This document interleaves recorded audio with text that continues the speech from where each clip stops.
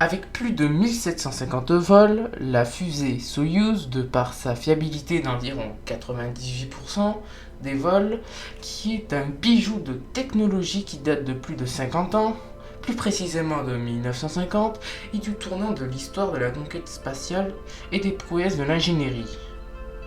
De cet engin mythique de l'ère spatiale qui a propulsé une nation entière dans la rêverie des étoiles et en même temps créé une guerre pour la conquête de l'espace. C'est bien de la fusée Soyouz dont nous allons parler aujourd'hui.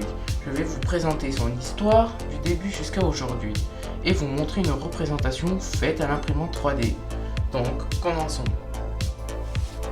Soyouz, de traduction en russe Union, nous fait comprendre qu'elle vient d'Union soviétique car son célèbre créateur et grand ingénieur de l'ère soviétique Sergei Korolev est son créateur qui succède les fusées Vostok qu'il a lui-même créées avec d'autres constructeurs. La fusée sont tous basés du R-7, un missile militaire soviétique transatlantique.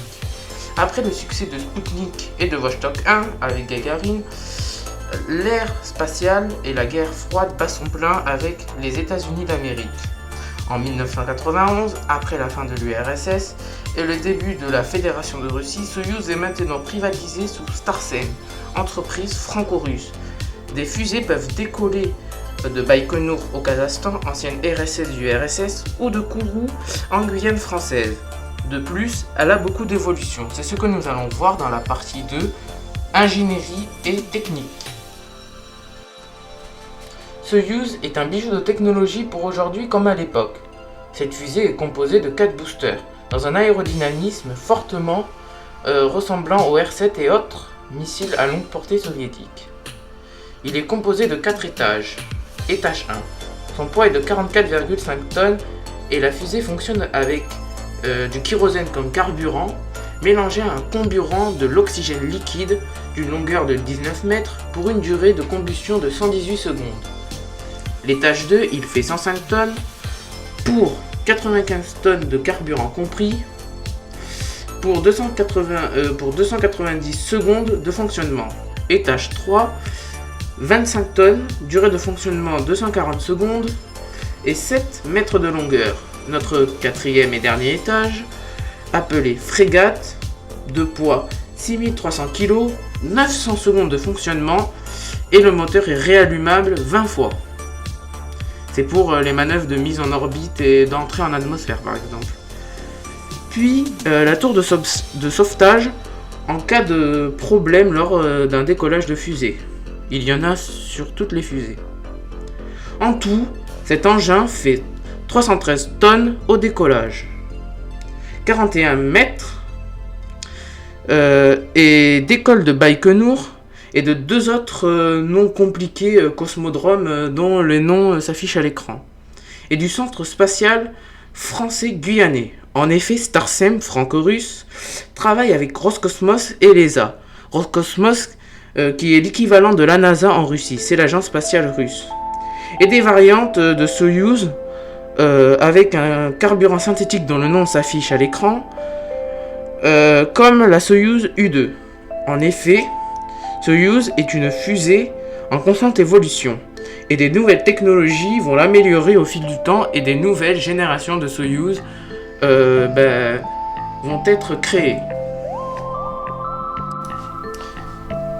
Soyouz est aussi un vaisseau spatial qui veut dire Union, et date lui aussi de l'Union soviétique. C'est un engin qui a été sur la station Mir, qui est aujourd'hui désintégrée, ou encore l'ISS aujourd'hui. C'est un module orbital qui a le même nom que son lanceur, car il est lancé avec Soyouz du cosmodrome de Baïkonour. Créé par Sergei Korolev et son cabinet en 1962, il participa à de nombreuses missions soviétiques et compte environ 144 vols. Sa source d'énergie principale est le panneau solaire. Il en compte 2. Et il est fait pour l'orbite basse. Pour terminer sur son histoire, il y a, comme pour ce lanceur, plusieurs générations. Maintenant, les caractéristiques techniques. Soyouz fait 10 mètres de hauteur pour un diamètre de 2,7 mètres environ, pour une masse totale de 7,2 tonnes et 900 kg pour les ergols, qui permet à la capsule de se diriger.